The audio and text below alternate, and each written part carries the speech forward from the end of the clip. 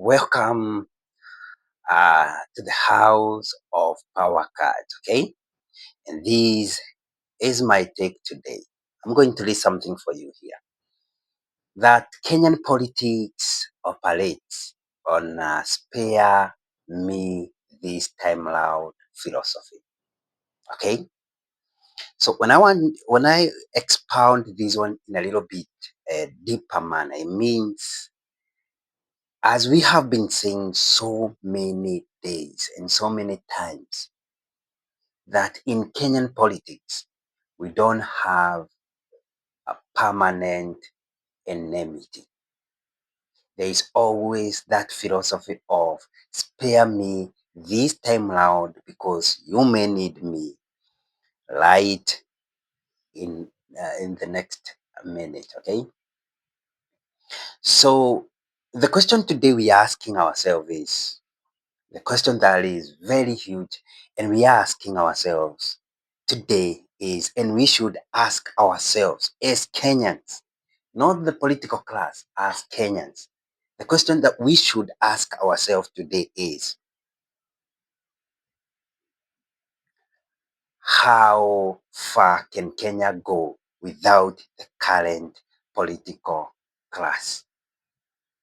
And if we were to get away with, if we were to spare no one in the current political class, will Kenya end or will Kenya still progress? And by this I mean, if we were to do away with the current government starting from William Ruto, the president, Deputy President Kithure Kindiki, Musalia Mudavadi, Wetangula, Moses, Amason Kingi as the Speaker of the Senate, among so many other, Joho, and without forgetting Senator Oburu. That is the government side.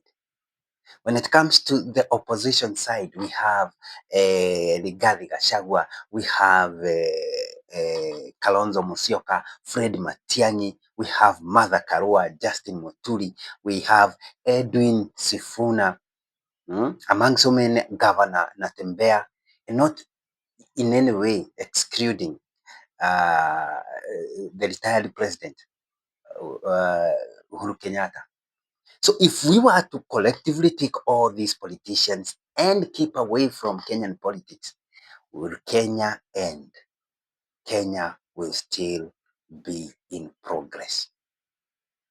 And Kenya will not end in any way just because we have this group of politicians kept aside, okay? And when we talk about the house of power cards, this is where we give you the real insight of the game. Let me show you something the Kenyans might not have known for all that time. Again, if we were to keep this political class away from our current politics, definitely we cannot live in a country where we don't have leadership. Either we are going to have our army take over, or we are going to elect our new political class. And to my surprise, did you ever know that even this new political class might come to behave in the same manner as as just this group of people you can see right now here? Exactly the same way. They might produce even the worst character.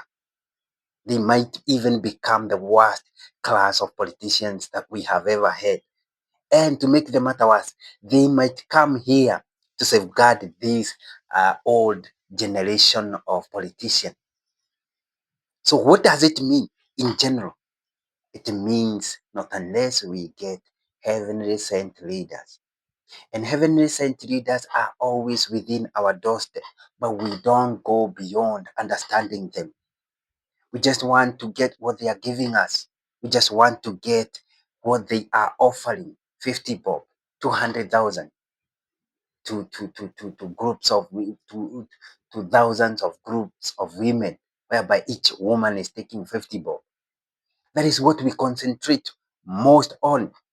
We concentrate most on whoever is behaving like a goon, whoever we feel like we are secure with because of how they are producing sort of words.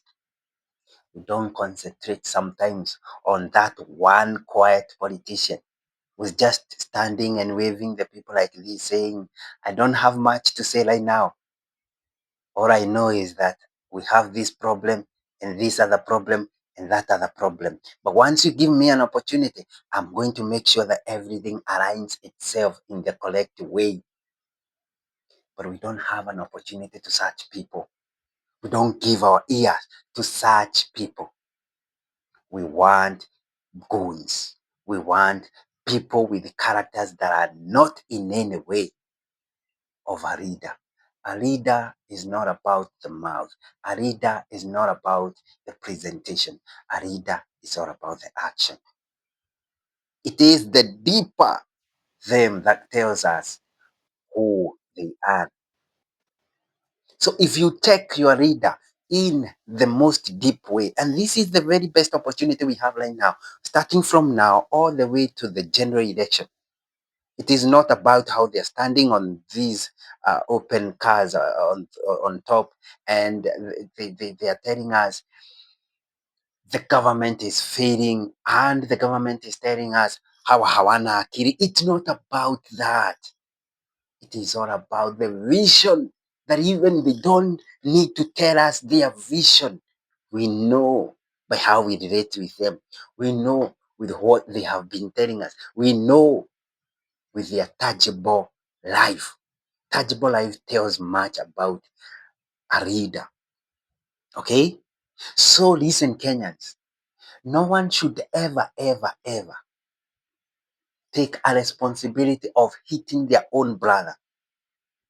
Take a responsibility of receiving some handout cash and go to disrupt someone's meeting.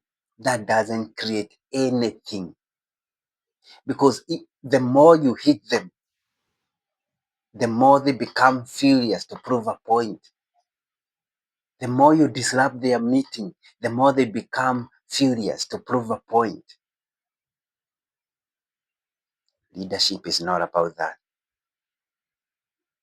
And no Kenyan should ever, ever hit their own brother because of a politician. Because I've just told you, they work on a philosophy of spare me this time round, because you may need me later.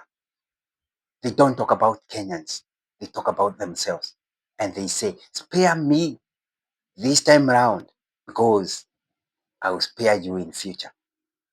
Even the current government right now, they are sparing some of the opposition leaders, because they know they also spare them some good time to come.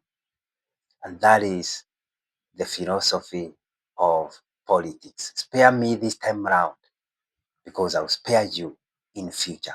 Kenyan political philosophy. So from now, as Kenyans, what are we supposed to do? It is very simple. Very simple.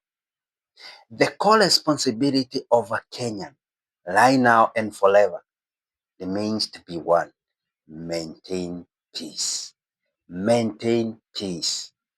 Are you a youth? I'm a youth leader in National Youth Advocacy Kenya, whereby we are advocating for youth opportunities, for youth engagement in government affairs and all that. But as a youth, don't be misused by these old gold political leaders and get you into a political fight.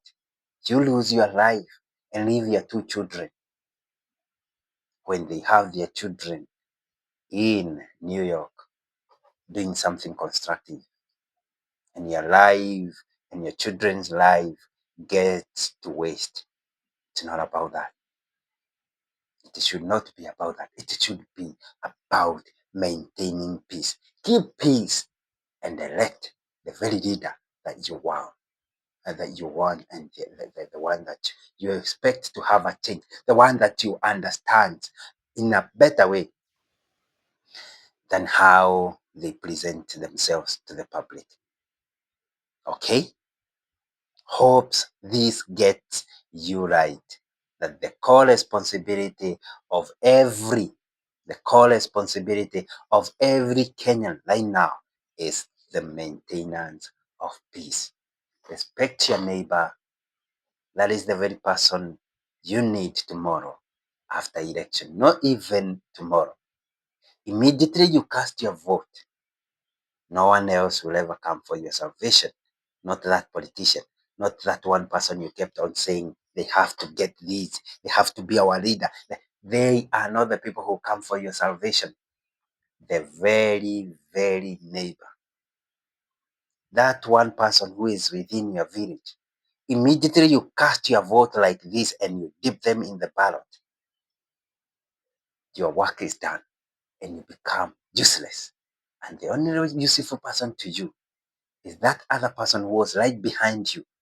You are arguing with that I'm going to elect so and so. And they are telling you you don't have common sense. Elect so and so because they can. That very person you felt like you can hit. Immediately cast your vote like this and you are out of that polling station. The very person who becomes relevant to you and to your life and to your peace is that one person. Maintain peace with that person, whether it is whether it is a Mombasa guy, whether it is a Kisumu guy, whether it is a Rift Valley guy, whether it is a northeastern guy, Mount Kenya. It doesn't matter. It doesn't matter in any way, because once you scream, they are the people who will be right at your doorstep to listen to you. When you be in need of something, the very door that you are going to knock is of that neighbor. And I have told you, as politicians work on their philosophy of spare me this time around, you might need me later. Also, Kenyans, let's apply our philosophy of spare me this time around, no matter my political ideology. You might need me in future. This is the house of power cards, and this is where we dissect politics as they are and we expose the game. Thank you very much. I'm the youth leader, Mureu Joroge.